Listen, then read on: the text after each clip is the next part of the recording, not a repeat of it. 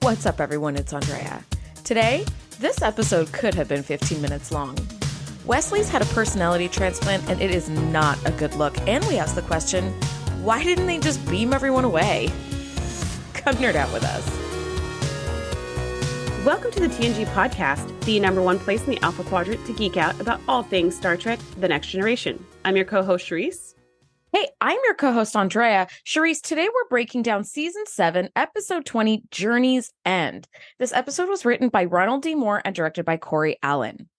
Wesley Crusher is back and questions his future as the Enterprise is under orders to forcibly remove the descendants of Native North Americans, referred to, unfortunately, as Indians throughout the episode, but also that was the time. It was appropriate at the time. It was appropriate at the time, from a planet being yielded to the Cardassians as part of a treaty. So this feels very much kind of like the Shellyak and the human colony, where it's like you need to be moved or they'll kill you kind of vibes. Or like the episode with Worf's brother where they needed to be moved because the atmosphere of the planet. Yes. Yeah. Which we just did a couple episodes ago. Yeah, there's a lot of transplanting episodes. What are your initial thoughts on this one? So from the title of this episode, the image of this episode, and the one sentence description of this episode, I had no recollection whatsoever of this episode, except for the second part of the sentence says something about Wesley Crusher. And I was like, oh, okay, this is the one where Wesley comes back just to leave forever. Yeah. It's like he comes back to leave with the Traveler kind of, that thing. So I remember that. I remember he left with the Traveler, and I remember how I felt that was like the most lame exit of a show I've ever seen. And that's it. Like, that's all I remembered. I didn't remember anything else about the episode, any other context. Reading it didn't bring up any memories. And in fact, watching it didn't bring up a lot of memories either. I was like, I do not recall any of this. So it was sort 100%. Of like a bonus episode in that sense. What were your initial thoughts? Oh, God. Like, I had the opposite initial You remembered thoughts. This episode? I remembered it. And to use a 90s appropriate phrase, gag me with a spoon when I saw this one. I was like, no, it feels so season one. I remembered this one much like you would remember a fever dream, where I was like, that was so bizarre. There's no possible that could have actually happened in reality. And unfortunately for all of us, it did. And I was like, God damn it. Like, this one is just, it feels super season one. The Native American or the Native North Americans, like, they left Earth 200 years ago and spent 180 years like searching the quadrant for a suitable home, and then they settled here 20 years ago, and the Cardassians now have like gotten this planet because there's a whole new treaty and like new territories have been mapped out between the Federation and the Cardassians, and they just have to move them. And I feel like this episode, and this is jumping to my final thoughts, this episode could have been 20 minutes long. It really could have. It was so slow and dragged out that I was like, oh God. Yeah, I was not excited about this one at all. And it turns out I'm still not excited about it. After watching it, I was like, it's somehow worse than I remember. It's so bad. Well, on that note, let's just jump right in. So we open up with hearing that they're going to be meeting with Admiral Nechayev. And I was like, oh, she's still around. Okay. Wasn't she part of that Pegasus nonsense? Or it was somebody else? No, she was part of the Cardassian. She was part of a nonsense. You're absolutely correct. But she was part of the chain of command nonsense, where she was doing that Cardassian thing and like relieved Picard of duty and placed the Enterprise at the command of rear asshole Jellicoe. Like, that was that whole debacle. Yeah, I mean, we've seen her a million times, but I could have sworn that she was a part of the other nonsense but I think, I don't know if she was in on it though. I don't know if she was in on the Pegasus. I think she was getting orders from someone else in Starfleet to give orders to Picard about it, because he was like, what? And she was like, oh, this is coming directly from the head of Federation intelligence or whatever. So I thought she would maybe get in trouble, but if she wasn't really a part of the conspiracy, I guess not. So anyways, she's back. So that's cool. And then we open up with seeing Wesley, which is like normally so exciting because it's like, oh my gosh, it's Wesley. Well, my initial reaction was like, "Oh my God, he's so grown! Like, look how big he is. He's so big." But you're right. There was no like. He's always like, "Oh, I know what this panel is. I'm just so excited to be here." Like, he was so not. Yeah, he was really. in this opening scene with his mom, he's like in his quarters and Beverly's like, you got your very own quarters because now you're all grown up and it's as far away from my quarters as possible on the ship so you can kind of be a grown up and do your own thing or whatever. That was kind of cute. But Wesley's affect is very low. He just seems really depressed or sad or out of it. And Geordi and Data come by and they're kind of like joking and they're excited to see him. And he's just like, yeah, great. Thanks. So you're like, okay, what's wrong with him? He just seems extremely depressed and just so unhappy and anxious and like just feeling out of place, I think. There's this really adorable exchange when, Beverly is like, you get your very own quarters to yourself because you're such a big boy now, right? Like it's all cute because he's a 4th year cadet. So he's a senior. He's ready to graduate. And Geordi and Data swing by just to see him. And I'm like, damn, how lucky are you that like you've made such an impact on this crew that when you come to visit, senior members of the crew just swing by to say hi to you because that's how important you are. But they come in and Geordi says, is there a runaway cadet in here? And Data says, if so, we may have to call security. Like they obviously practice that in the hallway, like in my mind. And then they're like, okay, this sounds good. Let's and when Data sees how down and sad Wesley seems, he's like, I wasn't serious about calling security. Like we don't actually call security. Like, it was really there cute. goes Data with that EQ. Noticing like something's wrong. Did I do something wrong? He really did. He really did. Like it shows a lot of growth. And when Geordi and Data are like, okay, then we'll leave you. Like, I don't know if you noticed this, but Data looked back and like looked at Wesley like worried, where he's like, he just looked like there's something really wrong here, which I was like, that's very interesting. Yeah. And then it cuts to credits. And I was like, wow, that was kind of quick. Yeah, there's a moment where, Beverly kisses him on the lips for some weird reason, and I almost gagged. And then she leaves. Please don't do that. And don't do that. And then once he's in the room by himself, he just like slumps down on the bed. And you're like, what's going on? Like, did something happen? Like normally when you see this behavior in college age students, it's because something happened. Like something bad happened to them and they're trying to process it and they don't want to say anything. And like, there's a reason. So you're like, okay, what happened to you? But turns out nothing. So we're good.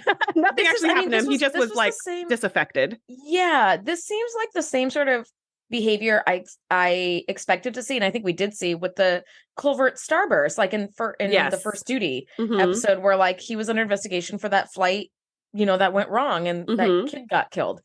Yeah, that's kind of the same reaction. Yeah. And when like Beverly leaves him to rest, he just sort of sits down and it's like, like just really, it doesn't seem right. Now, Admiral Nechayev is aboard to meet with Picard, and the captain I think is really cute. He's eager to impress her with her favorite food. So he has Earl Grey tea, watercress sandwiches which I suspiciously feel like is Picard's favorites, but like he's trying to be like it's a coincidence. Yeah, they both have the same favorites. Yeah, and she loves Balerian canapes. And I love that he brings out the old teapot, the one that's like the cups are molded, the one that's like $600. So if anybody wants to buy that for me, go ahead, please. Because I can't afford it. But it's so cool.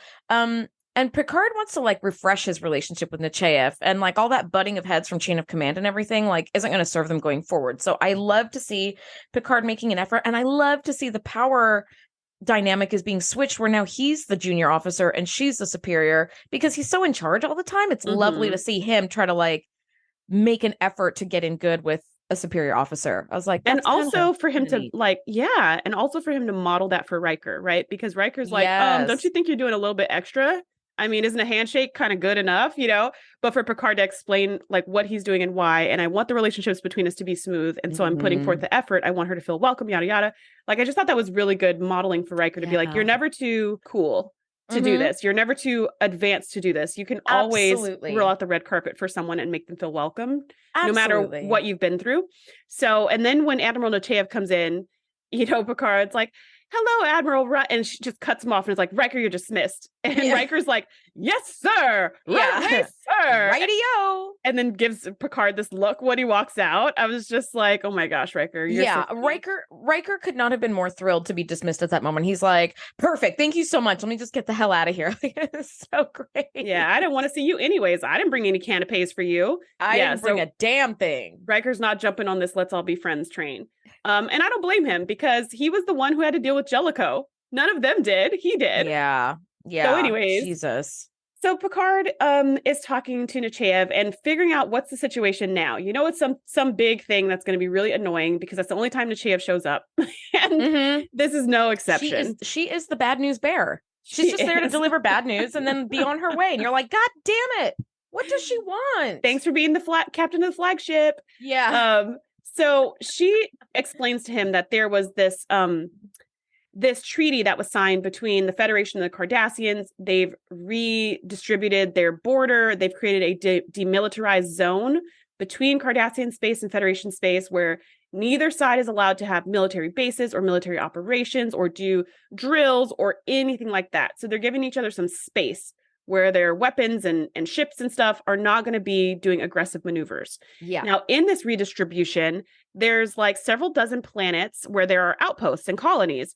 And half of them, which were in Cardassian space, are now in Federation space. And half of them, which were in Federation space, are now in Cardassian space. Yeah. So the thing is now everybody has to move. And I just felt like, what?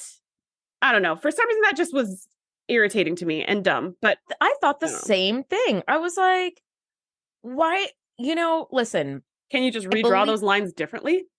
Thank you. You like, what is it? Redistricting or like gerrymandering? Isn't gerrymandering when you like redraw district lines for something like that? Okay. So I am not a political scientist, so that's not my area, but like it's always been very, very hotly contested in American politics, and I'm sure in other countries' politics as well, where like one district has, if you just lay out square grids, it's like, oh, you're going to lose the election in your district because everybody hates you in this district, or like you're Republican and this is a strongly democratic like district. So you're going to lose. So what a lot of politicians do, and there's usually one side of the political spectrum that does this more than the other, and we won't name names, but like they will redraw their county lines to be these like long snakes that like wind every kind of which way to be like, yeah, that's the district and I've won that because that's the correct color for my political party. So it's pretty fucked up the way they do that. However, it's pretty common. Like districts are not just like perfect squares, right? Because like towns have borders and boundaries in all kinds of different ways, right? Like, can't you just do that with space where you're like, okay, Cardassian space is going to be this part, and then we're going to kind of curve around this sector, and then it's going to go around this part, and that's that. Why do you have some Federation planets in Cardassian space and some Cardassian planets in Federation space? That doesn't. I was with you. I was like, what? Yeah, I kind of need an LCARS panel display for this. Yeah, because this is this math isn't mathing. So this is their decision, and so all these colonies need to be, moved. And so she says, including this community of indigenous peoples who are on Dorvan 5, they need to be moved to a new planet. And Picard's like, whoa, wait a minute. I was with you up until that point, which I don't know how, but I was with you up until that point. But then he goes, but they've been looking for a home for like 200 years, and they finally found a place to settle in for 20 years. And now they're going to be uprooted just because of some distant government's decision. And he was like, the whole reason they left was to protect their cultural identity and their heritage. And they're trying to preserve that. And now we're just going to uproot them because some distant governments made some other decision that they need to move. And that's not fair. And he was also like, this is also a really disturbing pattern that we keep seeing over and over with this particular people group. Is there any way that we could like exclude them from the rule or something? And Nechayev, to my great surprise, was like, I made that same argument. I'm totally with you. I totally agree with you. So I don't know. Like that. I don't know why they decided to make her a good guy instead of a bad guy, but I like it because it makes me not hate her. She's like, I made the same arguments. And it makes her not just like, I just follow the rules. Whatever the rules are, I follow. Like just bullshit bureaucracy, which like if there's one thing I really can't stand, it's bureaucracy, where it's like, that's them's rules and you got to follow it. The end. It's like, no, like it makes her, it adds like some humanity to her equation, right? Where it's like, yeah, this is fucked up. And nobody came away from this negotiation completely happy. Like everybody got something, but nobody was completely satisfied. And this was kind of the best we could come up with. And it's taken us 3 years to get to this one point. To get to this point. Exactly. And she does make a great point. She says, these people settled here only 20 years ago. And they knew at the time, and this is the most important part, they knew at the time when that they it was settled contested. That the possibility of relocation existed and the planet was hotly contested by the Cardassians. So they knew that this was a risk, and now it has come to fruition. So I'm really sorry, guys, but like that's what it is. Yeah. Now, in main engineering, Geordi is all kinds of excited. Wait, before we go to that, there's another thing that Nechayev said to Picard. She said, I understand your moral and ethical dilemma. And if this is a problem for you, if you can't handle this mission, I'm happy to find someone else to command the Enterprise. Girl, why do you keep doing this? Why and he's like insisting somebody else could run the ship better than Picard? Yeah. And he's like, no, that won't be necessary. I'll do it. Because she tells him, like, he's like, what if they don't want to leave? And she says, your job is to make them leave by any means necessary. Yeah. He's like, well, what does that mean? You want me to come in there and like phaser everybody and like drag them off in their sleep? Like, and she's like, I don't care what you do. Whatever you do, just get it done. And if you can't get it done, it's not like it's not going to be done. And it's not like it's not going to be done with your ship. We'll just put somebody else in charge and it's still going to get done. So girl, Picard's like, stop rushing to put other people in command of the Enterprise. But well, I will say this, in 24th century technology terms, forcibly removing people doesn't have to be forcibly. It doesn't have to be violent. You just beam them up. You beam them up and put them in a holodeck, run away put them in a cargo bay. Yeah, exactly. And keep it moving. Yeah, I actually thought the same thing. I was like, you don't need armed guards. You don't need, like, with all the stuff, you can beam them up. We literally just did this with Worf's brother's planet. We just did this. And those mofos didn't even realize they had been relocated anyway. Exactly. So it was like beam them up in their sleep. End of story. Yeah. But I was like, these people are Federation citizens, so they know technology, they know transport. They're not pre-warp. Yeah, they're not pre-warp, so they're not gonna. The wool's not gonna be pulled over their eyes. However, there's no reason for everybody to take up arms or anything. Nobody needs to get hurt. Basically, I agree with you on that. Nobody needs to get hurt. When Nechayev leaves, she pauses at the door and turns and says, thank you for making me feel welcome. So she did appreciate the canapes. I also like that she didn't eat the canapes when she's dropping such terrible news. Can you imagine her telling this terrible news and she's just sitting there snacking on a canapé and sipping some tea, like eating some finger sandwiches, like we're at a lovely By the way, you're gonna have to uproot these people and relocate them. This is so delicious. I love the cucumbers. Like, it'd be so inappropriate. Yes. So I appreciate she did not eat the snacks, and I appreciate that she appreciated the snacks and was like thankful for it. And I felt like that was we're friends now, because even in the beginning she was really cold towards him and like, I'm here to talk business, and then she said, wait a minute, are those Valerian canapes? Okay, I'll have a seat. All right, let's talk. I just felt like it worked. What Picard was trying to do worked. I don't over things. Yeah, as far as I know, and I think the odds are very much in my favor here, we don't see Nechayev again in TNG, and we will see her later in DS9, and in Picard as well. Just for a little bit. But so she does continue to have her very illustrious career. But I do love, again, that she softens a little bit. She doesn't just like come on in to be like kicking down doors and barnstorming and dropping bad news and rolling out. Like she's like, I do have to deliver bad news. This is part of my job. And I agree with you. Like, this is shitty. And thank you so much for the effort. Yeah. So we got to follow orders. And she did say, like, I don't envy you this task. Like, it's going to suck, but it is you got to follow orders. Right. So now in main engineering, Geordi is super excited. He's like bubbling over with excitement to show a very vested Wesley this like plasmadyne relay that he's like, you know how like in season 1 we talked about this and like, check it out, I did it. And Geordi is so excited to show Wesley. It reminds me so much of like kids that like draw a picture for their parents and they're like, look, I put buttons on him right here, right? But Wesley is being a total brat and is just tearing apart Geordi's work. And this is the thing that upsets me. You can be as unhappy as you want. You do not get to be a dick to people. You just don't. Fuck that. Like, where people are like, oh, well, they're having a hard time. I don't care. You don't get to ruin my day because you're having a bad day. You don't. And like Wesley, for all of his advancements, does not have the like emotional maturity or stability or whatever to be like, I'm really struggling with stuff in my life right now. And it's pretty common too. Like, we all do this. We're having a bad time. We're cranky and we lash out. Like, we don't mean to. I hope, but like it does happen, but he really does lash out and he's like tearing apart Geordi's work and he's like, man, this thing is so obsolete. Like, why don't you read Professor so-and-so's paper on like plasmadyne relays? Because you suck at this. Like, this is so dumb. And Geordi is obviously like, hey, understandably upset. And like, if you don't like my shit, just like leave. I don't need your help then. Well, I mean, also it's extremely disrespectful. Not only is it rude, but it's also disrespectful to a commanding officer to be talking all this trash. And he was just like, excuse me, cadet, and he was just like, well, do you want my help or not? And Geordi's like, with this attitude, absolutely not. You're dismissed. And he's like, fine. Thank you. So what bothered me, I agree with you. Like, you having a bad day has nothing to do with my day. Like, it should not affect my day. That's a you thing. at the same time, I was just like, why did the writers make him so unlikable in this episode? Everything he's doing, the whole way he's acting, it's like a personality transplant has happened. Yes. This is not how Wesley would actually react in a stressful situation, in a this is not how he reacted when that kid died and they were covering it up.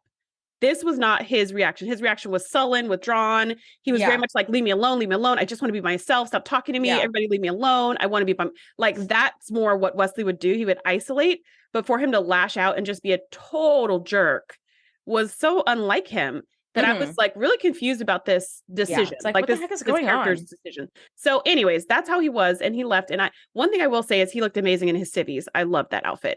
But his attitude, that little vest with his 90s little like, vest. pattern. I want the little vest. Yeah, but the attitude was awful. And poor Jordy, like not only did he have this really terrible exchange with someone who he was so excited to spend time with, but also, you know, it's like, how do you even move forward, right? Yeah. How do you move forward from here? Because it's on Wesley to apologize for his behavior, which he's not going to do.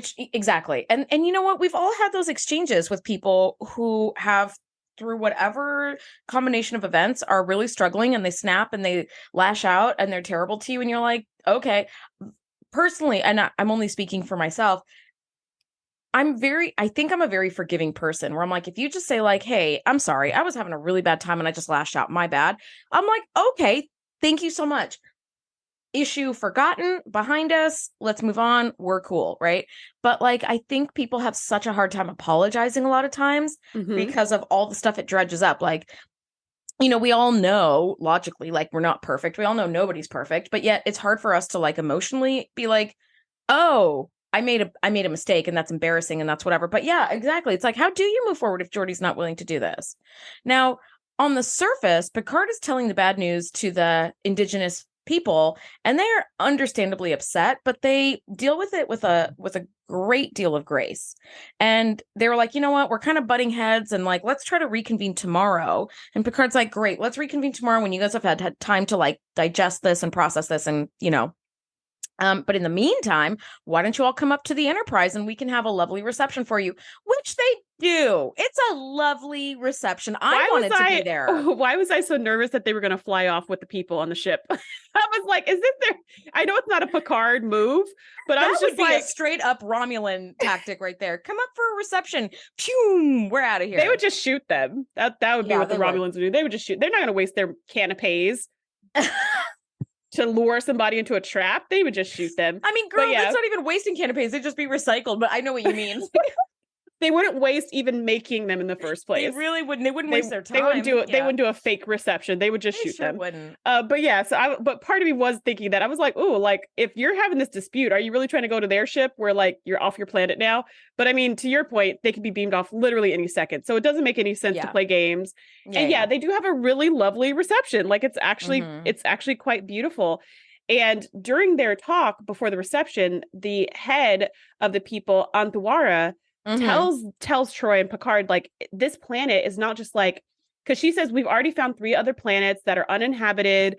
They're similar environmentally, like that are good to go. You could move there right now. Yeah, you can just recolonize. And he's like, it's not just about that. It's not just about environmental conditions or how many mountains they have or whatever. It's about this deep connection with the land that we feel with this planet. And I don't think it can just be replicated by just some random planet you just found today. So they're chatting, and Anthuara is talking with Picard about like, tell me about your history, tell me about your dad, like learning about your people is going to help me understand you more and help us get along better. And so they just kind of like sit and have a conversation. I thought that was really sweet. I really like that too. And this was like 2 very dignified men of a certain age having a very respectful, honest, and open conversation while they are diplomatically adversaries, you know, where it's like we're on opposing sides of this relocation battle. And I think it does definitely helps that Picard is so sympathetic to their cause, because he's like, look, I really, really don't want to do this, but I also am under orders to like transplant you, whatever. Now, here's what I don't understand. This is my question. And I don't feel like it was sufficiently answered in the episode. What is going to happen if these colonies don't musical chairs themselves to new planets? Like, Well, we're going to find that out at the end. They're just going to be like, so we'll just live under Cardassian rule. And the Cardassians are like, okay. No, that's this colony. But Right. there are like, let's say 20 planets. 10 of them are now Federation. 10 of them are now Cardassian. If they don't move, what's going to happen? Like, we just bring the Death Star out and blow up the planets and call it a day. I don't know. You know what I mean? Yeah, like, that was my question. Like, this particular planet, like, this is the whole story and all this stuff. But for all the other people, that's right. It's like one of dozens. Yeah. So is the Federation going to be like, okay, Cardassian colony, you're under our rule now. You're all under arrest, or like, what's going to happen? Like, what's honestly going to, this whole thing, again, this could have been like a 15-minute like teaser trailer episode. By the way, the actor who plays Anthwara, I forgot to write down his name. However, I did look him up. He passed away in 2017 at the ripe old age of like 93 or 94, something like that. So I was like, oh, good for him. He had a master's degree in music and I believe theater as well. And he was of Native American and Spanish descent. So I was like, oh, I'm so glad that they actually cast Native Americans like to play Native Americans. Yeah, because a lot of times they'll just throw they like never do that. people in a feathered headdress and call it a day. And it's like, dude, come on. Like it literally Native Americans are some of the most marginalized people around. And it's so horrific, like what the US government has done to them, like since the beginning of US government. Like it's awful. But they did cast him for this role. And the same actor comes back and plays Chakotay's grandfather in Voyager, which I was like, oh, that's really cool. Like they brought him back around, which I think was really cool. Now, actually, before this reception, there was a quick little throwaway scene where Beverly's talking to Wesley and she's like, ever since you came aboard, you've been sullen, rude, and difficult. Like, what is going on? And he snaps at Beverly and freaks out. And he's like, maybe I don't want to live this life. Right. It's like, dang. Like, so he's having a moment. So he's pretty sullen and he shows up to the reception late. And he's I was like, what are you doing here, bro? Go back home. What are you doing here? You're a cadet, first of all. This is for senior staff only. I'm sure everybody can come to the reception. They always have everybody there, but not with that attitude. That was more my thing. Attitude. You have an attitude. Like, stay home and play games. Like, this is like a a diplomatic nightmare waiting to happen. You've got this huge attitude, and you're coming to this very delicate negotiation situation. Like, get out of here, man. It absolutely Go replicate something in your room. Well, also he comes up to his mom and he's like, sorry, I'm late. And Beverly, of course, has got her diplomacy face on. So she goes with a smile, we'll talk about it later. And I just thought to be that other person, that conversation is so awkward because you're like, uh-oh, somebody's in trouble. Like immediately, right? When a parent says, we'll talk about this later, you know they're about to get it. So as Wesley goes and sits down and he's drinking his hot chocolate, a voice says, Wesley Crusher. And Wesley turns around and there's a man there. He says, I am LaCanta. I have known that you are coming to us for the past 2 years. 2 years ago, he went into a vision quest and he saw Wesley, which I was like, specifically? And I wasn't surprised by him seeing Wesley. I'm like, okay, he saw the future, sure. I was surprised that he knew his first and last name. I was like, yeah, but how did you get that from the vision? Right, because you could just like see a pic. It's like a dream. Yeah, like you could you see a person, but you don't know their name. The person, but like to know his first and last name, I was like, yeah. And when Wesley was he like, hello, I am Wesley Crusher. Did he say that in your vision? Okay, you got some updated visions, this, right? These are some 24th century visions, girl. They sure when are. When Wesley is confused, LaCanta says, I know the answers to the questions you are seeking. And I was like, this is the beginning of a snake oil salesman right here. Right here. You just tell people, I know the answers to the questions you are seeking, and people will follow you anywhere. I'm not saying LaCanta is a snake oil salesman. Turns out he's absolutely not. But that's the kind of shit you say to get people to join your cult. I'm just saying. Yeah. I wanted him to be like, what are the answers? Like right then. Or what are the they, Miss Cleo? Just tell me what they are. Exactly. What are the questions that I'm seeking? Because I don't even know the questions. I'm over here spiraling out, yelling at my mom, talking about, you put so much pressure on me to be perfect. And that also felt really out of character for me, because I was like, if he was going to have this outburst, he would have had this at 16, not at like 22. Also, I'm not going to lie, Wesley, you put a lot of pressure on yourself to be perfect. I mean, I think he did feel it from everybody around him, but he amplified it. Like he leaned into it. He really And did. I don't think there's anything wrong with that. But I think if he felt the pressure and like couldn't take it, this would have happened in his teen years. Or, you know, sometimes we do see this happen with adults who are like in careers that are really unsatisfying. Like maybe they're lawyers or doctors or something really like fancy and lucrative and everyone respects them and they freaking hate every second of it. Yes. And they feel too much pressure to be able to leave. So, but like, he's not that either. Like you're a cadet. Like you're just finishing school. Like, like this is what you're, why are you feeling like, why is this the moment where like everybody's expecting so much of me? Like, are we expecting a lot of you? I think we're expecting you to graduate. Like, that's all we're expecting right now. There's no big, you know, thing that he's in the middle of doing. So anyways, that was weird. So LaConta's like, I can give you the answers to everything you've ever wanted to know. And Wesley's like, that sounds good. Okay, take all my money. No further questions, no follow-up questions, nothing. Yeah. Sounds good. He's like, he's already got his shovel backpack on. He's like, okay, let's go. He's ready to roll. Oh, the shovel backpack. I know. I want to build one of those myself. And it disassembles and just assembles into a shovel. So you don't even have to carry a backpack after you're shoveling. Whatever. Anyway, now Beverly comes to Picard. You can't carry anything you dig up either. Well, you can like dig it up and then reassemble the shovel into a backpack and then put your shit in there and then carry it. Yeah, I don't know. We just need to go back to that Ryza episode. That was fun. Now Beverly goes to Picard and she's venting, understandably so, about what's going on with Wesley. She's like, Picard, maybe you can speak to him like mano a mano. Like it's obvious he needs help. And Picard says something that I love so much and I have come to learn so profoundly in my adult life as well, is he has to want that help. If he doesn't, any efforts on our part could only push him further away. He's got to work this out for himself. That like just having that knowledge of knowing when you can help and how. And I think a lesson I'm still learning is knowing when you can't do anything to help and learning to stop trying to do that. Do you know what I mean? Like Picard made a good point. Like we're only going to push him further away if we try to force our help on him. And it's like, yeah, you're absolutely right. You will. Yeah, it's such a hard thing. And, you know, there's this theory out there about different attachment styles, like different ways that people relate to one another. And one type of attachment style is anxious attachment. And that's kind of that more clingy, like holding on to something and really, really grasping and not wanting to let go of relationships. Yeah. And there is like the attachment style that is, I'm kind of blanking on the name, but it's something like distant attachment or something like that. It's the one where like you kind of are like, whatever, like you could care less about the relationship. Like you let go of it really quickly. And then there's like a stable attachment, which is like a healthy balance. And so I tend to be on the like distant attachment side of things. So for me, it's a lot easier to cut ties. So when somebody is just like going crazy, it's easier for me to be like, okay, goodbye. Like you go do that. When you're good at that. When you're ready to come back, come on back. But I'm not pursuing, I'm not chasing you. You are really, really good at that. Yeah. And it's not really a strength. It's neither the attachment or like the anxious attachment or whatever the one I am is the distant. That's not what it's called, but that's what I'm going to call it because I can't remember. Yeah, neither one of those are healthy, because they both cause a lot of like strife. However, I am thankful for the one that I have because it causes me less anxiety. It causes me less stress. It causes me less madness. And so in this case, like I'm totally on Team Picard to be like, look, if he needs his space you shall have. Like I'm not going to be all over you to try to help you. My mom's definitely more of the like let's not always. She's more distant as well. But we just had an issue like this in my family last week. And I was just like, I'm done.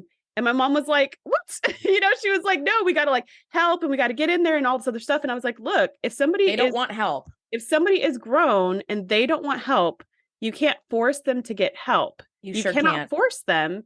And I want to help them. And again, if they want help, you know, it was a similar thing when I was a teacher for like office hours or whatever. Like if my students needed help, like if they were failing, I would be like, come to office hours, like come get help. I will help you. But if you don't come get help, I can't help you. So I'm not chasing after them. I'm not trying to talk to them after class. I'm not trying to give them extra credit work. I'm not trying to call I'm talking about my adult students, not when I was working with the littles, but like, I wouldn't do that. I would not do that anxious attachment style of chasing.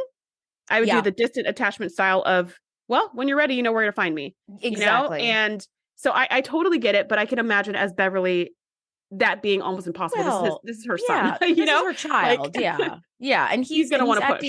He's acting kind of crazy. Like he's not acting like himself. He's just absolutely not the Wesley that anyone know and knows. love you, right? Mhm. And that is actually truly terrifying Mhm. when someone you know very well starts acting in ways that are not familiar, and you're like, I don't know you at all right Are now. completely out of character. It's very scary, because then there's a lot of questions of like, is the person I know and love going to come back? Or is this Mhm. just who you are now? And like, I don't Or know did I where this ever know you at all? Was this exactly. Or always the did I truth and I was just exactly. And I didn't just see didn't it? know or something, right? Which like Mhm. most of the time is not the case. It's You're just like, like, come on now. It's been years. You yeah, knew the person. no, I knew you, Wesley. This just isn't you, but like maybe this is a new you and I don't really like this. And like, Mhm. what is our relationship going to be like going forward? It's not going to be the Mhm. same as it was. And that is scary, because Mhm. interpersonal change like that is really scary. Now, on the surface, Wesley seeks out Lakota, and Wes asks about the Habak. And Lakota says this is a sacred place of rituals and ceremonies. What do you have that is sacred to you? And he's like, I don't know, like my PS5. I don't really Mhm. have anything that's sacred to me. Also, just a quick cut. Did you notice the set? It's a total repurpose of Thine Own Self from a few weeks Mhm. back when Data had the radioactive metal shards for that Yep. planet. I was like, hey, I know that courtyard. But I liked It's just it. been dressed up. Oh, it was so I liked cool. it. It That looked set, great. yeah, that set is still going strong. Like that was a solid set. Like it still Yes. looks great. Well, in Thine Own Self, it looks very like Renaissance appropriate, Right, because they right? had the wheelbarrows and they had colorful like And a sashes and they had well and yeah, stone. And then this one looks and more like brickwork. clay. Yeah, this Mhm. one, they've kind of dressed it to look more like clay adobe, like New Mexico type Native Americans, where I Mhm. was like, whoa, that's really cool, which is a state I've never been to and I've always wanted to go see just for all that historical stuff. I'm like, oh, cool. Um, now they're LaConta talking, gives him a whole speech about yeah, what's sacred. Wesley, yes. you're sacred. Your life is sacred, and you are not honoring your life. You're desecrating the sacredness of you Hmm. by being such a total jerk. Yeah, you're being a fucking brat. Get it And together. Wesley's kind of like, huh, never thought of it that way. But I think you're right. And I was like, okay, so this is more the Wesley that we know and love, for him to be self-reflective, and not just be like, what? How dare you? Who do you think you are? I'm out of here. Or something really like angsty. Yeah. Instead, he's like, well, you know what? You know what? You're right. There I is haven't some been treating thinking. myself with respect. Yeah. I've been acting kind of, yeah, I guess so. And the LaConta's like, let's let's have you go on a vision quest. That's what I think you need to do. And again, Yeah. Wesley's like, sign me up. Which way? Which way? And they just like go have a vision quest. And I don't know anything about vision quests, honestly. I'm part indigenous, but like my great Are grandmother you? I was, did not yes, know that. yes, my Wow. great grandmother was Cherokee, but I inherited Wow. 0% of my culture. Like I've never learned anything about my culture other than stuff Oh, in that's so school. unfortunate. Yeah, it was not something passed down in my family Also, by girl, anyone. like, come on now. American schools are not teaching shit about Native American culture. It's like, so we did some like massive genocides and atrocities. We're going to just gloss over that and like, oh, look, a red, white, and blue flag. Yeah, you're like, God damn it. And Thanksgiving. And you're like, Yeah. well, Everybody came together as friends. Did they all just that's that's the Charlie Brown version. What's the yeah. actual version? Yeah, they're Yeah. not going to teach that in schools. So I don't Oh know anything no. about my culture. So I don't know anything about vision quests. I don't know. They say in this episode that these indigenous people are descendant of the Pueblo Indians. Hmm. Um, so I don't know anything about them either, other than what I Hmm. learned, like I said, which is questionable information. So the vision quest, I don't know about it, but it does strike me as like something that not anybody can do at the drop of a hat. And Yeah. even those people who are like these gurus that will take you to the Amazon jungle and have you Hmm. like smoke some psychedelic in some mountain or whatever, even that, there is some kind of preparation before you Yeah. jump into the mountain and start smoking whatever. So Yeah. Yeah. Yeah. so part of me was just kind of like, well, even though I don't know really anything about this, I feel like you're not just like, hey man, good to meet you. You want to go into our sacred temple and do this ritual? You I want was to just just like, sweat your ass off and become dehydrated and start like hallucinating? I just Yeah. felt like a ceremony such as this would be sacred, and it wouldn't be something for outsiders to jump into at the drop of a hat, just like because they're bored or confused about their lives. So Yes, I don't know. I'm so with you, but I mean, I think confused about your life is a great time to do some deep soul searching like this. Absolutely. I just think he needed a little more preparation, and it's right upstairs. It's like, Yeah, let's go. Also, don't forget to grab like a t-shirt on the gift shop on the way out. Like, it's like yeah. just I was really like, there's weird to me. no Yeah. preparation, no understanding of it, no deeper like connection. I mean, if this is a spiritual Yeah. practice, you have to prepare yourself spiritually for the practice. But I mean, I guess he does give him like a couple of words about Klingons and Vulcans and animal guides. So I guess that was his introduction. That was his orientation. I guess. Yeah. He's like, yeah, welcome to the speedy version. We're going to get you out of here in 1 hour. Now, Picard, meanwhile, is laying down the truth to Anthwara. He's like, I don't want to do this. Please understand, I really don't want to do this. And like the Cardassians are coming and there's going to be hostilities and shit. Like, we got to get you out of here. And like, also, the Federation has agreed to move you guys. So we got to go. And this is something I found a great deal of irritation with this scene, because Anthwara is like, I know you will not do that, Picard. Sir, he's telling you right now that this is what's going to happen. Yeah. I really, really dislike when you're telling something to someone point blank and they just flat out refuse to believe what you're saying. Mm-hmm. But I also feel like, and it was very much the 90s, but also like, you know, to use the like term from the time, cowboy and Indian movies have been going on since the 60s. That's like, cowboy movies were like at their peak in the 60s, right? And like early 70s. They have been writing Native American characters for a long time and they still haven't gotten it right. And here's why this annoys me. It really feels like lazy, stereotypical Native American writing, that they all have like some mystical abilities and can like see into the hearts of men. Like, can we just write people as people? Like, yes, Native Indigenous people like definitely had more of a connection to the land. And I really admire that like these tribes would like use the whole animal when they hunted. And it was much more, it was a bit like Avatar, where it's like, even when you kill, you do it with honor. You know, they kind of pulled some of those characteristics, I think, like for Klingons, where it's like, there's honor in this, but all this ability to like, I know your heart, stranger who I've just met 2 minutes ago. Stop doing that. It reminds me of this 1962 Japanese film called Sanjuro by Akira Kurosawa. Now, a samurai like killed another samurai, and they had a little pump that was meant to like show that the samurai was like bleeding. And during the filming of this, the coupling of that pump exploded, and like not exploded, but like it kind of lost pressure and like it blew, and it caused the pump to blow out all the fake blood at full pressure. Like it just like a gushing waterfall of blood, right? Oh my gosh. Full pressure rather than the intended rate. But Akira Kurosawa loved the effect so much, he was like, no, let's keep it in the movie. So that's why like anime and manga and like all like Kill Bill, everything, like whenever you have like samurai movies in pop culture, that's why the blood like goes like exploding out, right? Like it's much more like cartoonish and graphic.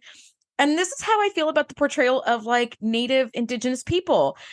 Like somebody wrote them as like mystical people who just like know deep shit, and that's like how like they've all been written ever since then. And I'm like, I don't like that. It just feels really lazy, where it's like, we're gonna write about Native Americans. Okay, they all have these are the five characteristics that they shall have. Yeah, and I was like, please stop doing that. This is how they're gonna talk. This is how they're gonna act. Yeah, you know, it's like really, there isn't one Native American out there with like a spicy attitude and is sick of people's shit, and it's just gonna go like crazy on someone. Like, come on. Everybody's like, because I have friends like that, wise and sage, and like, oh really? Yeah, which is so funny. But this is what I'm talking about. Yeah, when you said it, I was like, oh, my friend so and so. Yeah, but so I also feel, not only is it lazy, but I also feel like it's such a 90s thing to think that your viewers are stupid. Yes. Like, so it's kind of like, if we don't do all these stereotypes, our viewers won't know that these are Native peoples. They won't know. They won't understand. You know, so we have to really, really lay it on thick so that our viewers can understand. Like that was kind of like why I was so irritated with the moral of the story in all of season 1, because I feel like, wow, our viewers are too stupid to understand the entire 45-minute episode they just put the allegory together. Yeah. So we need to explain it to them explicitly what the last 45 minutes was really about. You're like, come on, dude. So anyways, that's true. However, I do feel like the Indigenous peoples are treated with respect. I don't feel like they're, I mean, as well as the 90s can do. Yeah, as well as the 90s can do. Yes. And I don't feel like they did anything where I was like, oh my gosh. You know, like I cannot believe. They didn't do the like, they're savages, we're just gonna write them that way. It's like, no, thank God. Yeah. God, oh my God. I would have been like, we're skipping this fucking episode. If they had written like that. Anthwara says something about that. He says like, you know, he says this whole thing about, I know who you are, your ancestor was such and such and such Picard, and he was like part of the Spanish Inquisition or whatever, and he came over Yes. And he slaughtered a whole bunch of my people, my ancestors. And he says, if I can use the word, they were savage, so he kind of like used that same phrase that's always used, but he flipped it on the Spaniards and not on the natives. Yes, he did. So that's what he did. Yeah. So when they came back to the table, that's exactly what happened. Anthora was like, I did not know why you came.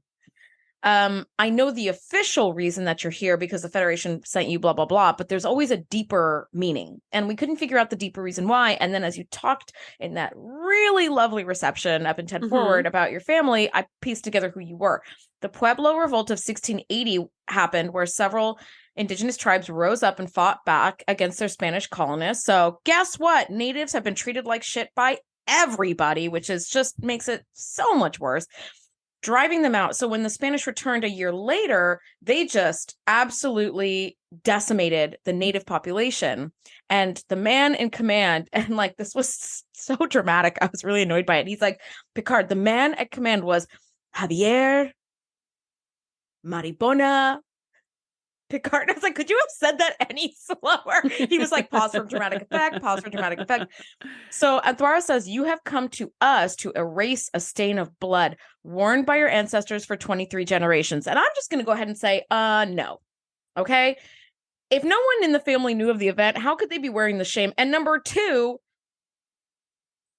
no, like this feels like some Klingon shit where it's like your sons and your son's sons and your son's sons are going to, if I found out that my grandfather did something fucking horrendous, I would be like, Jesus, that's horrible. And then you just go about your day. I'm not like, now I'm forever ashamed. What do I have to do with it? I was not even alive. Like, come on. I'm not doing that. Picard says something similar. Picard's like, well, that was a horrible tragedy, but that has nothing to do with what we're talking about here.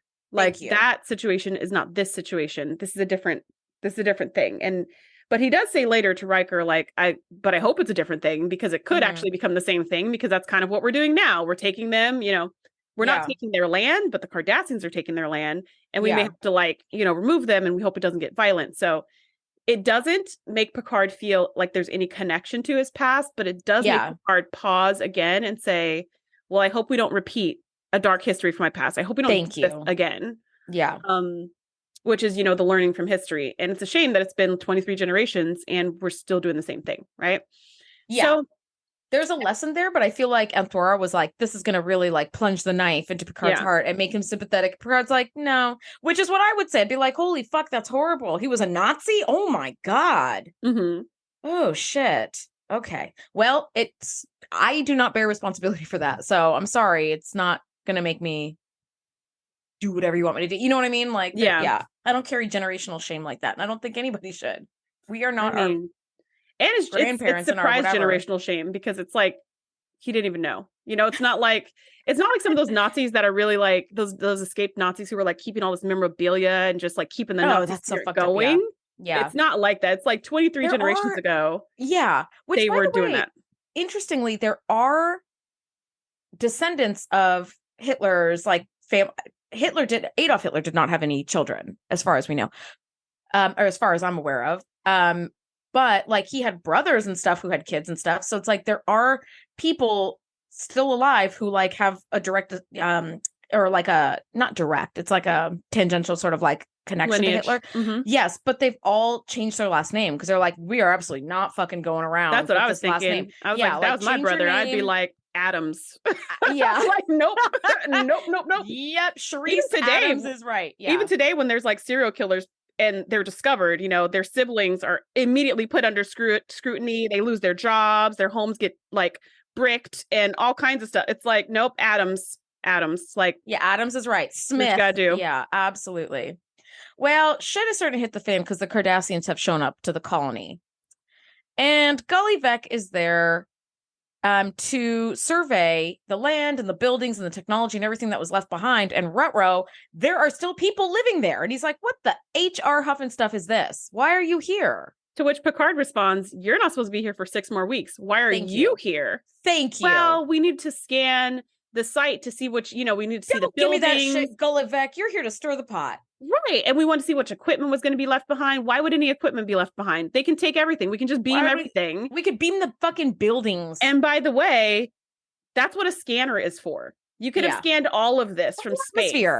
There was no reason for you to come down here and visibly with your eyeballs, look at the equipment.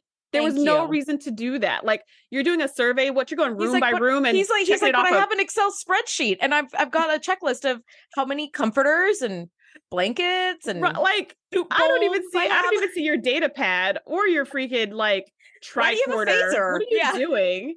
Yeah, you have a phaser rifle. Exactly. That's the only thing you brought. That's the only thing you brought was a weapon to do a survey. Man, you could have done that from space. So I thought that was irritating, but I did think it looked really cool the way they had the three Cardassians like on this like bridge or on this ladder slash wall kind of a thing. It was like this wooden ladder or something. And they were like posed on the ladder, like as if they were climbing to the roof for some reason. Like they were voguing. They were, and it was great because they were like, "There's something wrong," and then the camera turns and you just see them like dun dun dun. I was like, okay. And then when Golovic went to go talk to Picard privately, the other two climbed down the ladder because why were they on the ladder in the first place? Right. So, it was like the jig is up. They were like, I guess we gotta crawl back down. We were just about to talk to everybody when you came around the corner, Picard. I just saw that in my mind as the words with the word shoot scratched out, like strike through. We were just about to do that. So violently, peacefully speaking. We were going to have a picnic. We were going to have our own reception of sorts. Yeah. So this is just to start to cause more drama. And maybe this is why, I don't know. So my final thoughts, just jumping ahead, is like, what was the point of this episode? I don't know. Thank you. So there was no point at all. It was just Wesley to have his like, I'm leaving Starfleet, which is like, you could have had that any other time, whatever. Or it could have been buried in an episode that was really good. I don't know. Actually matter. I don't know. Yeah. It could have been because I guess here's what they're trying to do with their A plot and B plot. They're trying to do a story about transition and identity. Oh, and okay, I can see that. You know, being true to yourself and, you know, finding your way or something. See, maybe I did need a moral of the story because I did not put that together, but I could Or maybe they needed to tell a better story so that somebody doesn't have to tell you that. Because I was like, I feel like I need an edible to like connect those dots because you got to like connect through like space and time and shit. Yeah, it's a bit of a stretch. Yeah, this episode is pretty pointless. Now, what's happening here? LaConta brings Wesley up to the Habak, and Wesley starts his journey. And while he's starting his like journey inward, Picard goes to speak to Nechayev about the Cardassian presence there. And he's like, again, I have to register my qualms that I'm having about repeating a dark chapter in American history, in Earth history, in anything, right? And Picard is like reminded by Nechayev that like you have orders and you're gonna do them. So Picard is like very begrudgingly has to tell Worf to begin removing the colonists. And that's all happening. Preparations for removing the colonists. Yes. Which apparently, he's like, put up a containment field or something so they can't go anywhere. And then what are you going to do? Beam them up? You could beam them from anywhere on the surface. Yeah, and then they were going to beam them up. You could beam them up from like underground. Like they're whatever. And we don't need a containment field to beam them up because need that for anything. This little village right here is all the humans on this entire world. There's 20. So just lock onto humans' life signs and beam them up. You don't even have to. No fuss, no muss. Absolutely. I mean, we've done this a million times before. You can beam up like 100 and something people at a time. So just, do that. You have 27 transporter rooms. You only need like 7. You have 27 transporter rooms, and each transporter room beams like 7. So like we could take a whole bunch of people all at once and just keep it moving. So anyways, he tells Worf to begin preparations. He tells Picard about the whole thing and how he's like, oh, this is so uncomfortable. And it's a bad situation.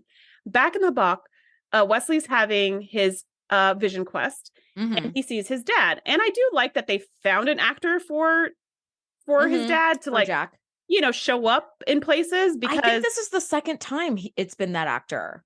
I think so too, because he looked kind of familiar, and I was like, that would make sense for them. And I like how he's like really young, because that's how young he was when he passed away. Like that makes sense. It's not like the Star Wars thing where it's like you were really I wouldn't recognize you the now way you're you look 72 now. years old. Yeah, Like exactly. you were old Like and now you're young. And you continue to age via hologram for some reason. Exactly. So anyway, so he sees his dad, and his dad basically tells him not to follow in his footsteps anymore. Like, you've been following me ever since I died, but now it's your turn to like find your own way. So Wesley's like, Dad, no, because of course he gives this message and then turns around and leaves. Yeah. And then Wesley snaps out of it, and he's like, okay, like now he feels at peace. Now he's not so grumpy. Now he feels like he has clarity. He knows what he needs to do with his life. And you can just see like a calm come over him. So I guess it all worked out. Yeah. He saunters out from his vision quest. All sweaty. Worf is there, chatting with someone else, talking about the containment field.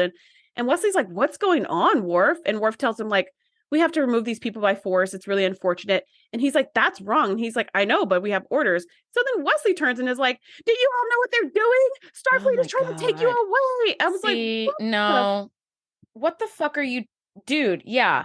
You are now this is not the way. Disturber of the peace, and you are like this is not the way, because you just made everybody so angry and scared and like this was like he basically lit a match and threw it in. He did, and then he looked at Worf like, see what you made me do, motherfucker. Nobody made you do this. Like, I understand you feel like a total psycho. Yeah, I understand that you're doing what you feel is right. Like what's happening way to these he people? Did it. That was so dangerous. Exactly, super dangerous. This is a great way to spark, a shootout that is going to end up with like innocent people getting killed because you tried to like help people but did it all the wrong way, and your desire to help people is genuine.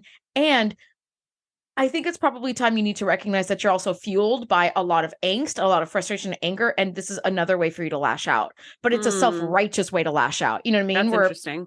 Because if he wasn't struggling with his life in the way that he was in this episode, he would have been like, this is wrong. And he would have gone to the captain and to Riker and tried to talk to them. And then they would have shut him down. And he would have been like, fuck. And then gone to his quarters and been really upset about it. And the end. Or devise some kind of cool technology to stop them or something. Thank you. To be like, we're going to move the planet into Federation space. Problem solved, right? Because that kid could do shit like that. But yeah, this way was just like, I'm going to start a conflict because I'm trying to help and I'm trying to do the right thing. So I'm powered by this self-righteous anger, which is like, dude, you are fucking up so bad. So shit starts to go down. Like, he absolutely starts like, this is a whole chain reaction. Yeah. So now it's gone from a situation that was delicate to a situation that is dangerous. And next thing you know, we see him in the observation lounge being completely dressed down by Picard. He's so pissed. And he's just like, what were you thinking?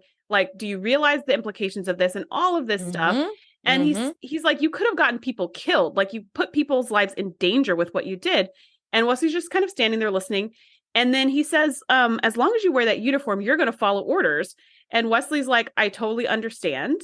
And he says, I won't be wearing this uniform much longer. I'm resigning from Starfleet, and takes off his comm badge and walks away. And it's like, that is fine. But that doesn't make you like, that doesn't mean you're not still culpable for what the F you just did. Like, you could have gotten people killed, whether you're in Starfleet or not. You could have gotten people killed, and you need to recognize what you did because you felt safe and sound. But these are people's lives that you're playing with. Thank you. He was never in any danger himself, but he put others in danger. You're absolutely right. You're absolutely right. Now, Beverly tries to talk some sense into him, and she's in a near panic because she's like, oh my God, my son is making some really drastic life decisions right now, which sometimes drastic life decisions come during a very turbulent time of your life. But I remember my therapist saying something really important once years ago, where she's like, a turbulent, difficult, and painful time of your life is no time to be making large decisions, which is like, yeah, you're right. Because the things that motivate and drive you now probably are going to simmer down. And you're going to be like, uh-oh, I've signed up to teach on the moon and I don't know how I'm going to get there or back or whatever, right? So he tells his mom, I saw Dad today and he told me not to follow him. And Beverly's like, what? Oh God, what's going on? It's like, so you're changing your entire life because of a vision? Like, you had a dream. I would ask the same question. Yeah, now you're changing everything. But he does say, actually, it sounds like that, but I've been thinking this for a really long time. This was just confirmation of what I already felt. I already thought I already wanted to do. I just really didn't know how to tell you.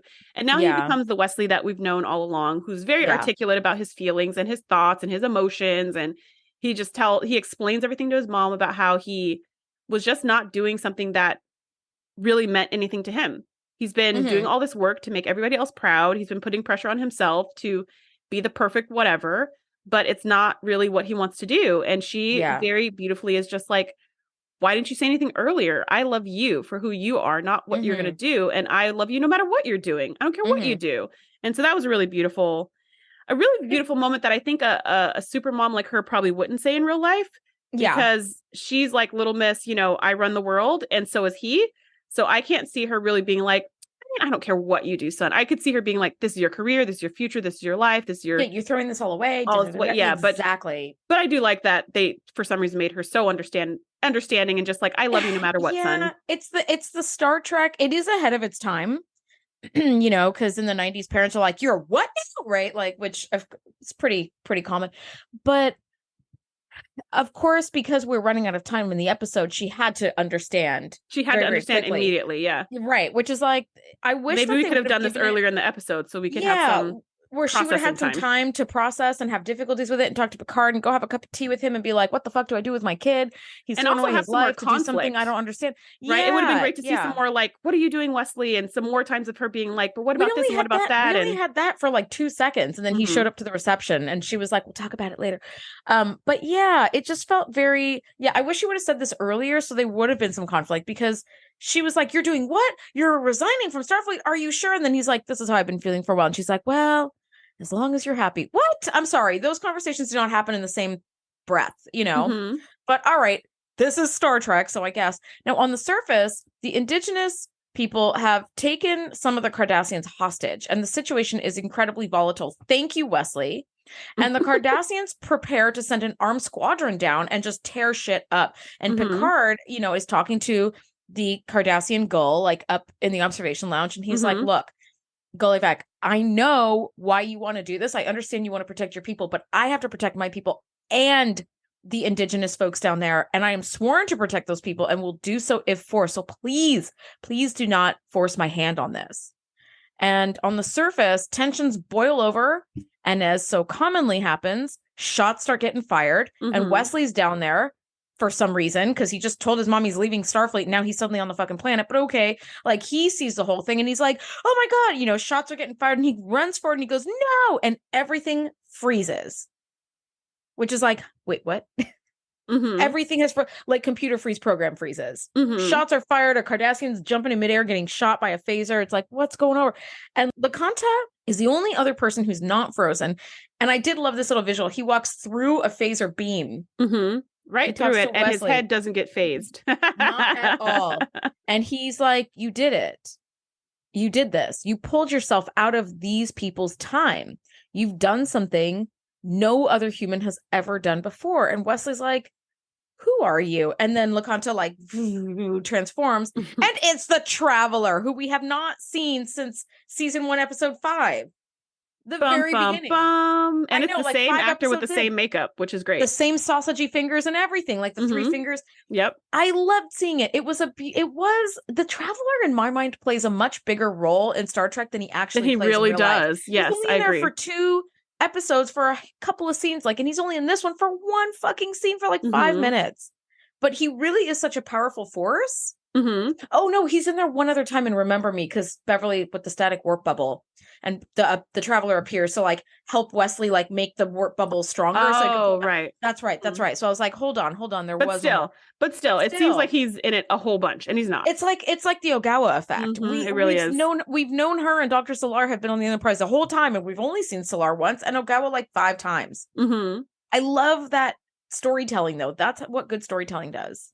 Yeah, it was nice that it was the Traveler, because nothing else could explain any of this. No. So only maybe Q, but even then, like, he wouldn't be there for anybody. Bother. He'd be there just to fuck around and only with Picard, really, not really with like Wesley or anybody else. That would be kind of like, oh, okay, so he has a different obsession, a different person of obsession. So anyway, so the Traveler kind of talks to him, and he's like, basically telling him, you're just like me. Like, you have all these special abilities, and I want to show you like how to use them. I want to be your guide. I want to teach you if you will let me, like if you're cool with that.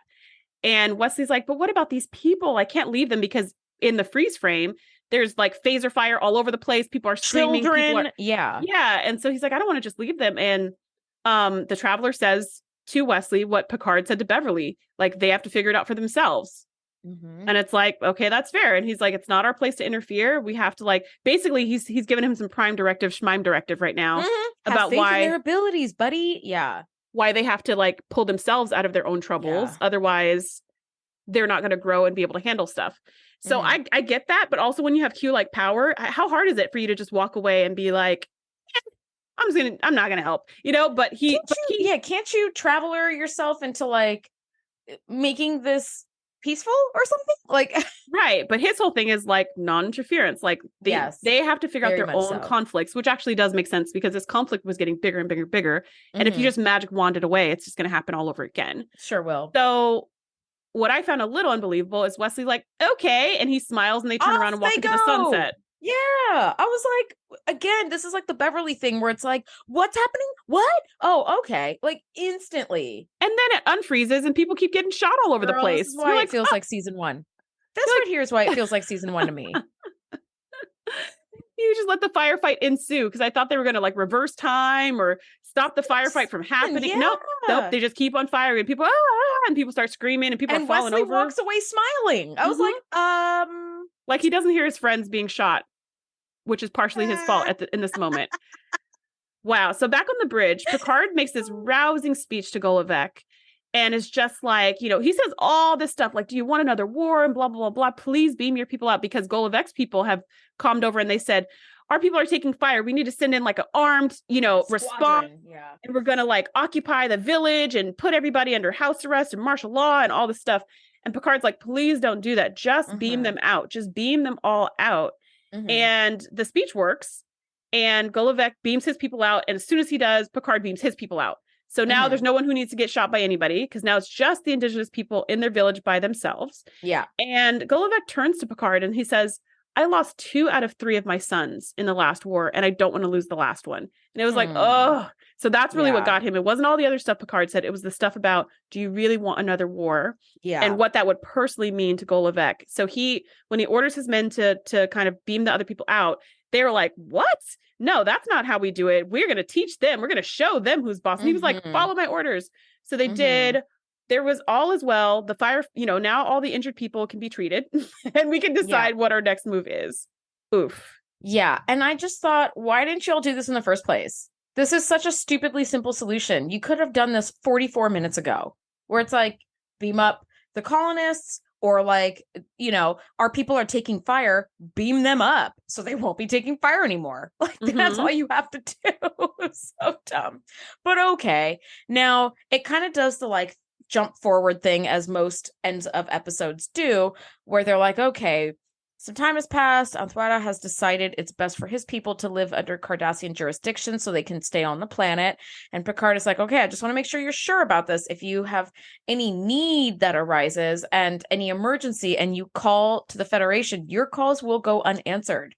Just so you're aware. And Anthwada's like, yeah, we're cool with that. And the Cardassian, Golovec, is like, I still need to talk this over with the government, which I was like, hold on, you haven't done that yet? Like, maybe you should talk to them first and then... He hasn't talked to the government and Picard hasn't talked to his government either. They're both, so they're all over they've here all made this deals. agreement. Yeah, they've made this agreement in isolation in the observation lounge. Which the Federation's probably going to be like, no. Or the Cardassian government will be like, no. Right, especially since Nechayev has told him multiple times the Federation has already been like, no.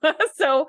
Right. They're just like, yeah, we're pretty sure we'll swing this. So basically, Antwadar's people are going to give up their citizenship to the Federation and become Cardassian citizens, which, as far as I know, other than that really unbelievable traitor from a few seasons ago, is not very common for people to defect into Cardassia. Okay. And in fact, that guy was he was a Romulan defector, right? Yeah, well, he was. It was very unbelievable. So we're like, okay, I guess there's now going to be this whole planet of people who are now under Cardassian citizenship, but they're humans, which is so interesting. And basically Golovec is just like, look, here's how we roll. If you leave us alone, we'll leave you alone. We're just going to let you guys be on your own device. You know, we're not going to come to help you or save you or anything, but we're also not going to mess with you. We're just going to leave you be. And they're like, we've got bigger fish to fry. All we want to leave us be. Yeah, and so everybody in the wins. neutral zone. Yeah, where it's like nobody's territory, nobody's people. We're on our, just like Earth. We're on our own. Ain't nobody coming to save us. Yeah, yeah. So they all agree. And then Golovec is like, I'm pretty sure I can convince my government. And Picard's like, yeah, me too. Pretty sure I can convince my government. And you're like, okay. All right, we're going to just like. Better to ask for forgiveness and permission. Hey, guys. All right. Yeah. And Antuara turns and he says, I was right, Captain. You have not taken us from our land and you have wiped clean a very old stain of blood. Will you get the hell out of here with this old stain of blood bullshit? Well, Stop this. It all worked out. All's well that ends well. So next we're in the transporter room and Wesley is staying on Dorvan 5 and he tells Picard and Beverly that the Traveler says his studies are going to start with understanding the people down there before they go off to other realms of reality or whatever. Mm-hmm. And yeah, I was like, again, you guys took the news of him going off to be with the Traveler very well. This would bother me more than him leaving Starfleet after a whole life of wanting to join Starfleet. Sorry, you're going off with this dude to travel through time? That's fucking weird. Like, also, it sounds really, really cool, but it's like, no, I'm sorry, I don't want any of my children going off to do that. I'm sorry, but like, I mean, he's a grown man, so he can do what he wants. But it's going to take me some time to be like, but I'm not going to be cool with understand it to like to process it, to be like, oh, what, and also I just feel like I don't know the Traveler. He needs to come up here and we do a reception. You know what I mean? Like, can we have like a background check on this dude? Yeah, I do not know this man who's trying to take you to different realms of reality. I have some follow-up questions for the also Traveler. the first time we saw this mofo, he was acting as a lackey for that one unbelievably punchable like lieutenant who thought he like knew the answer to everything, and it turns out it wasn't him all along. So the Traveler, like, what are you honestly doing? Yes. Yeah, what are you doing? What are your intentions with my son? Mm-hmm. Where are you taking him? What are these? What's the purpose of these lessons? Will I see him again? Is he coming back? How long will he be gone? Yeah. I have a lot of follow-up questions. I'm not just gonna be like, well, you have fun, son. Yeah. Right. You said, drop me a postcard from the year 1940. Like, what? Like, yeah, you're right. He is a grown man. He can do whatever he wants, but that does not mean that I have to be okay with it. I don't have to be okay with this at all. Yeah, I have a lot of shit happens in our lives. Yeah, a lot of stuff happens in our lives that we're like, well, they're grown. I guess I can't make them do whatever, but you also don't have to accept it either. Mm-hmm. this whole like, they're on the like express train to acceptance on Star Trek is definitely wearing a little thin. Because I'm like, can we just be it's weird humans instead of this sort of like advanced, like this is only 300 years in the future. Where we were 300 years ago was almost exactly where we are now. I will say it's exactly where we are now, minus the technology and the changing fashion. But our EQ hasn't really gotten any better. So why would I expect 300 years from now that it would be any different than we are now? Yeah, but this is the ghost of Gene Roddenberry still having his hand in, right? Where it's like nobody has any interpersonal conflict with each other. If you're a crew, everybody gets along perfectly. Everybody's happy that you've been in love with someone for 20 years and you're having sex with this rando. Everybody's fine with everything. And like, that's, I love TNG more than any other Star Trek series. But if I could rewrite it, like I would change a little bit of that and make it, like Voyager, there's more of that. Yeah. You get that in Discovery. Discovery is that. Discovery, there's a Discovery lot more, is real, a lot more human. Yeah. Discovery is a real emotional connection. I will say it was a bit too emotional for me personally, but it's more realistic. Like when people leave the ship, people are sad. People cry. People are upset. When somebody dies, people are sad. People cry. People are upset. It's not just like, well, we honor them in their service. It's not like that. Like, it's more realistic that people have emotional reactions to things. Right. So, in any case, they, for some reason, are all fine with this arrangement. And Picard calls Wesley for the first time ever. Yeah. And they have like this just really cute kind of like the family that could have been moment. I know. Beverly gives some final hugs and then off Wesley goes.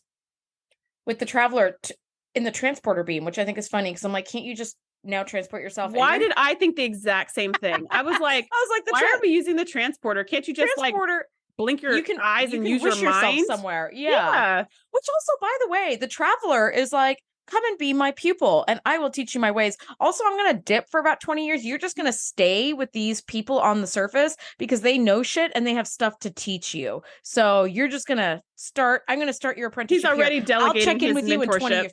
I was like, what the fuck kind of mentor are you then? If you're like, just stay with these people and learn their ways. Hold on. I'll be back and I'll take you to the next people. Yeah, I'll just drop you off in the next sector for another 15 Yeah, you're right. Yeah, I left Starfleet to be an ambassador. I could have stayed in Starfleet and got paid for this. I guess they Yeah, don't get paid in 100%. Starfleet, but he could have been an ambassador, like without the He could have Traveler. been paid in canapes at least. Yeah. The Traveler needs to bring something unique to the table. Come on, buddy. Give me something Starfleet can't give me. Yeah, exactly. So what are your final thoughts on this episode, Shereese? So I remember feeling robbed when I saw this episode as a kid. I remember just feeling like, what? Like my reaction was, what? Like, I don't remember the time freeze and all of that. I do remember LaCanta was actually the Traveler. And then I was like, had this thought as a kid, and I had the same thought as an adult. Could anyone else see LaCanta? No, I really was like, or was he invisible to everyone but Wesley? Was Wesley walking around talking to himself? Like, thank you. Nobody talked to LaCanta. Nobody else acknowledged him. No one, it seemed like he wasn't really, I don't know what the heck. And so anyways, I just remember feeling robbed. Like, this is how you write off Wesley. Why can't he just be in the academy or wherever he went? Like, I never felt like that was an unanswered question of where Wesley was. It was like, he's off doing his own thing, having his own adventures. And this just felt really lame. In rewatching it, I don't feel robbed. I just feel like it's another really meh episode of season 7. Yeah. And I honestly can't put my finger on what would have made it better. That was my thing. I was like, was it the character development? Was it the plot? Was it the stakes? Was it I don't know what about this episode made it non-memorable for me other than how lame the whole Wesley thing was. But I just was like, this episode was just not great. And I don't know how to fix it. Anyways, what were your final thoughts? I mean, really very, very similar to yours. Like, I felt this episode was really dumb. I felt the scale of the problem is not worthy of being in season 7. It feels like a season 1 or 2 problem where you're right. It could have been made into something interesting, but I think there are a few problems. One, the whole time freeze Traveler thing is like that's a really weird place to put this episode. It's a really weird plot to put this in this episode. Number 2, there have been a lot of episodes already in TNG alone that have been like, we have to move colonists for any number of reasons. So it's a very old and tired plot that's just been sort of, like an old shirt. You kind of just give it a whip and shake it out, and hopefully it kind of knocks the dust off of it. It just felt tired. It feels like it's been done a bunch of times before. I also thought that the native indigenous people were written in a really lazy, stereotypical way. This is native people 300 years from now, and they all dress exactly the same way they did 200 years ago. It's like, this is just really weird to me. Like, it all just felt strange. They felt very one-dimensional. The problem had such a stupid, easy solution. It's like, just beam everyone up, or like the Cardassians taking fire and being shot at. Beam them onto your ship, Gullybeck. Like, you're right. Like, it would have, if you want to strip this back to bare bones and do a complete rewrite, like, that's where I think this needed to be. But for being so close to the end after a marathon of incredible seasons, felt just really disappointing. It felt kind of like drinking weak tea. It was just like, it has promise, but it's just so disappointing. And that's where I felt. And the whole freeze time and the Traveler appearing again, it's just like, it felt like a fever dream where I was like, it's what now? The Traveler? Yeah. Okay. Yeah. It was just I think they were trying to like address an important issue, but did they address it, or did they just point it out? Yeah, because like, why not have Q be like, oh, you guys think you're so advanced, let me snap you back to a time where you guys have treated the Native Americans like absolute shit, and you go back and like right that wrong. Like, you could do something like that, but this was like, Native Americans are treated like garbage. Let's potentially treat them like garbage again, and then at the last second fix it. But it's like, okay, that doesn't address how these people have been treated like shit forever. I mean, to this day, it's 2023 as we're recording this. To this day, reservations, which is like so terrible to like be like, this is where you can live. Reservations still often don't have running water or access to any kind of clean water or clean food or medicine or anything. So, or quality education or quality healthcare. Nothing at all. Nothing at all. Like, Native Americans are treated like fucking garbage. And it's so disgraceful to me still. This is an issue that I don't know nearly enough about, but every time I read about it or think about it, I'm like, Jesus Christ. Like, we think that we're all like so much more advanced than we were like 400 years ago. And it's like, but look at what we're still allowing to happen. Like, this is fucking terrible. So yeah, no, you're right. This episode like addresses something, but doesn't address it at all. So it's almost like it was probably better if we didn't even make an episode about this. I don't know. That's just me though. But next week we try to right some wrongs, ? Next week, we are breaking down season 7, episode 21, Firstborn. Thank you guys so much for nerding out with us, and we'll see you next week. Bye. Thanks for geeking out with us. Be sure to join the crew at thetngpodcast.com to be the first to know when we do our live shows or host events exclusively for our members. We'll see you next time.